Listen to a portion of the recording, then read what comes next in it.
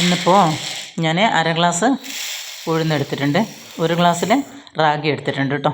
പിന്നെ കുറച്ച് ഒരു സ്പൂണിൽ ഉലുവയും കൂടെ ഇട്ടിട്ട് അത് നന്നായിട്ടൊന്ന് കഴുകി വൃത്തിയാക്കിയ ശേഷം നമുക്കൊരു 3 മണിക്കൂർ അത് കുതിരാൻ വെക്കണം കേട്ടോ. അതിന് ശേഷം നമുക്കിതൊന്ന് അരച്ചെടുക്കുന്നത് ദോശമാവാട്ടോ. ഞാൻ റാഗി വെച്ചിട്ട് മസാല ദോശ ഉണ്ടാക്കാനുള്ള ശ്രമത്തിലാട്ടോ. ഇത് വൈകുന്നേരം അരച്ച് വെച്ചാൽ രാവിലെ ആകുമ്പോഴത്തേക്ക് ഇത് എന്താ കണ്ടല്ലേ നന്നായിട്ട് പൊങ്ങി വന്നിട്ടുണ്ടാവും കേട്ടോ. ഇതിൽ നമ്മൾ അരി ചോറ് ഒന്നും ചേർത്തുന്നില്ല കേട്ടോ. റാഗിയും ഉഴുന്നും ഉലുവയും സ്വന്തമാണ് ചുട്ടെടുക്കുന്നത്. നല്ല ടേസ്റ്റ്, നല്ല മൊരിഞ്ഞ ദോശ നമുക്ക് ഉണ്ടാക്കിയെടുക്കാൻ പറ്റും കേട്ടോ. പിന്നെ ഞാനതിലേക്ക് കുറച്ച് നെയ്യും കൂടെ ചേർത്ത് കൊടുക്കുന്നുണ്ട് കേട്ടോ.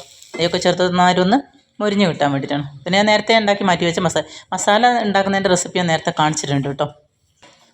ഇനി അതിൽ വെച്ച് നമുക്കൊന്ന് ചൂടാക്കി എടുത്തു കഴിഞ്ഞാൽ വളരെ ടേസ്റ്റി ആയിട്ടുള്ള മസാല ദോശ റെഡി ആയി കഴിഞ്ഞു. ഇതൊരു ചട്നിയും കൂട്ടി കഴിക്കാൻ അടിപൊളിയാട്ടോ.